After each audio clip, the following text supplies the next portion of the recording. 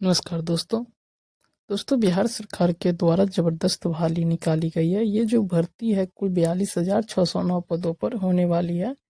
ये जो भर्ती है सिपाही और दरोगा के पदों पर होने वाली है। और इस भर्ती में आपकी क्या उम्र सीमा रहेगी, इसमें क्या क्वालिफिकेशन चाहिए और इसकी फॉर्म कब से भराई जाएगी और चयन प्रक्रिया कैसे होगी, मैं पूरा डिटेल्स इस वीडियो में कवर किया हूँ। बस आप लोग इस वीडियो को स्टेप बाय स्टेप अंत तक देखिएगा। तो चलिए मैं आपको लाइव नोटिफिकेशन दिखाता हूँ।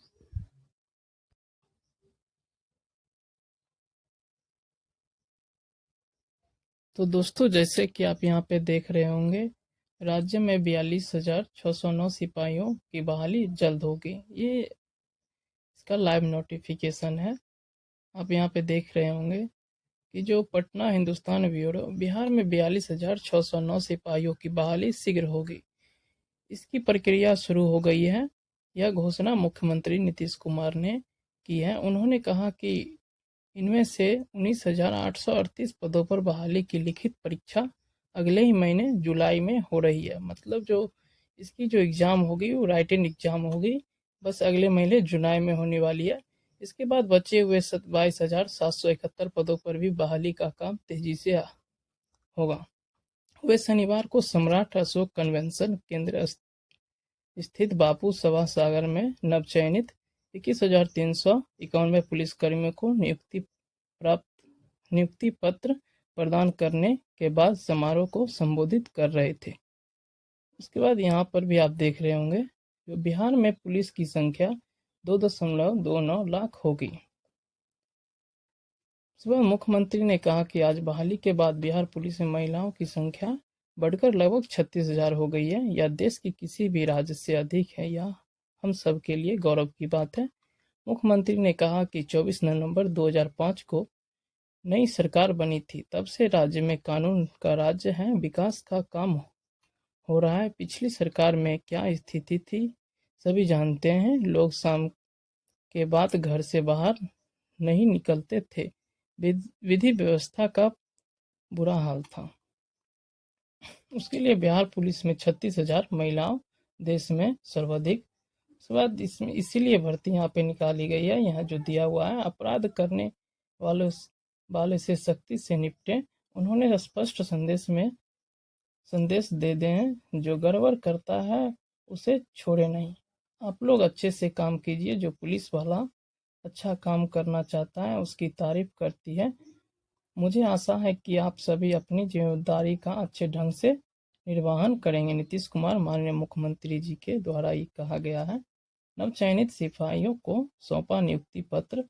मुख्यमंत्री ने सौरभ कुमार राज, आनंद हीरालाल यादव, आकाश पांडे, अंकित कुमार, सोनू कुमार, प्रभाकर कुमार, चंचल कुमारी, रितु कुमारी, मोहम्मद सलीम अंसारी, बांके बिहारी एवं सीता कुमारी को संकेतित रूप से नियुक्ति पत्र प्रदान किया है। नियुक्ति पत्र पाने वाले ने मुख्यमंत्री का ताली बजाकर आभार प्रकट किया और खुशी जताई।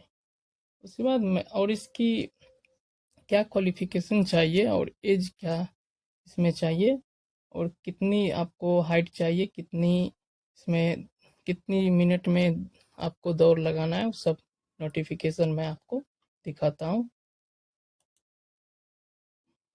और यहाँ पे दिया गया है पिछड़ा वर्ग एवं अत्यंत पिछड़ा वर्ग के पुरुषों एवं महिलाओं के लिए न्यूनतम उम्र 20 वर्ष और अधिकतम उम्र 40 वर्ष आपका होना चाहिए। अनुसूचित जाति एवं जनजाति के पुरुषों एवं महिलाओं के लिए न्यूनतम उम्र 20 वर्ष और अधिकतम उम्र 42 वर्ष होना चाहिए। यानी कि पिछड़ा वर्ग और अत्यंत पिछड़ा वर्ग के लिए न्यूनतम उम्र 20 वर्ष और अधिकतम उम्र 40 वर्ष होना चाहिए। और अनुसूचित जनजाति के वर्ग के लोग को 20 वर्ष और अधिकतम उम्र 42 वर्ष होना चाहिए। इसके बाद यहाँ पे अभ्यर्थी का शारीरिक मापदंड भी लिया जाएगा। ऊंचाई, सीना और वजन के लिए कोई अंक देय नहीं होगा।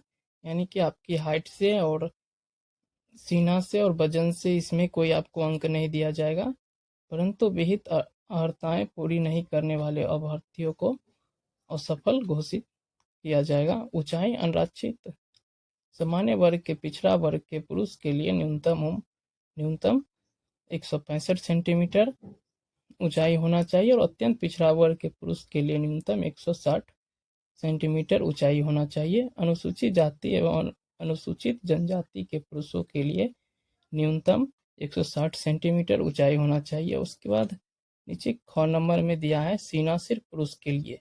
सीना जो है, सीना का माप सिर्फ पुरुष को लिया जाएगा और महिलाओं को नहीं। अनारक्षित सामान्य वर्ग, पिछड़ा वर्ग एवं अत्यंत पिछड़ा वर्ग के पुरुष के लिए बिना फुलाए 81 सेंटीमीटर न्यूनतम होना चाहिए और फुलाकर 86 सेंटीमीटर होना चाहिए। यानी कि बिना फुलाए सीना को 81 सेंटीमीटर मापा जाएगा, उसके बाद फुलाकर 86 सेंटीमीटर मापा जाएगा। फुलाने के बाद सीना में कम से कम 5 सेंटीमीटर का अंतर होना अनिवार्य है। मतलब जैसे बिना फुलाए आपका सीना 81 सेंटीमीटर और फुलाकर 86 सेंटीमीटर सीना आपका मापा जाएगा, इससे कम नहीं होना चाहिए।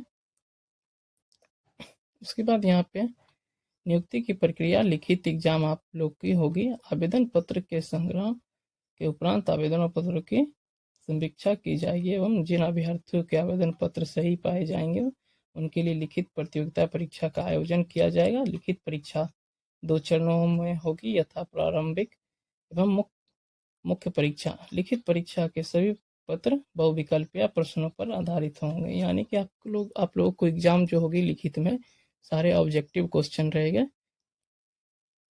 उसके बाद यहाँ पे नीचे में तृतीय चरणों में शारीरिक योग्यता दक्षता परीक्षा।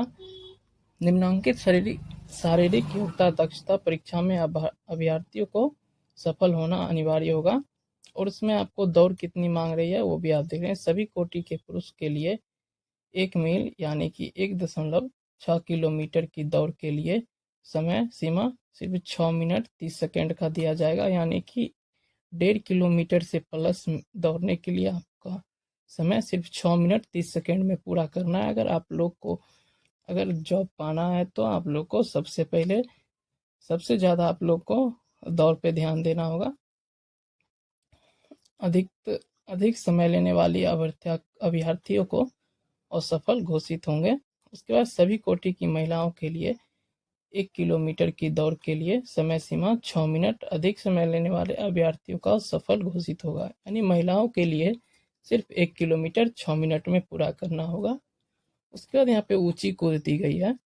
सभी कोटि के पुरुष के लिए न्यूनतम 4 फीट और 4 फीट से कम कूदने वाले अभ्यर्थियों को असफल घोषित किया जाएगा। मतलब ऊंची कूद जो है आप लोगों को न्यूनतम 4 फीट होना चाहिए। अगर 4 फीट से कम होगा तो आप लोगों को असफल घोषित कर दिया जाएगा। उसके बाद सभी कोटि महिलाओं के लिए न्यूनतम 3 फीट से कम कूदने वाली महिलाओं को असफल घोषित किया जाएगा। यानी कि महिलाओं को कम से कम 3 फीट जंप करना। अगर 3 फीट से कम होगा तो आप लोग को असफल घोषित किया जाएगा। इसीलिए आप लोग जल्द से जल्द अभी ही ट्रेनिंग में लग जाइए अगर आप लोग को जॉब लेना है तो, क्योंकि इस बार शानदार भर्ती निकलकर सामने आई है। इसके बाद आप लोग को लंबी कूद के लिए सभी कोटि के पुरुष के लिए न्यूनतम 12 फीट से कम कूदने वाले पुरुष अभ्यर्थियों को असफल घोषित किया जाएगा। यानी कि पुरुषों को कम से कम लंबी कूद 12 फीट होना चाहिए, 12 फीट से कम नहीं। अगर 12 फीट से कम कूदेंगे तो आप लोग का असफल घोषित किया जाएगा।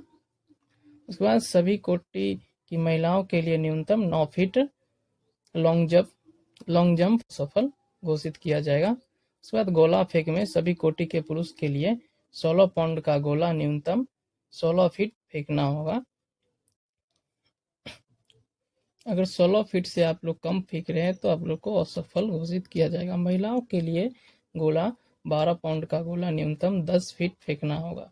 अगर 10 फीट से आप लोग कम फेंक रहे तो असफल घोषित किया जाएगा। डिस्क्रिप्शन बॉक्स में दे दूंगा, आप वहां से डाउनलोड करके आप देख सकते हैं।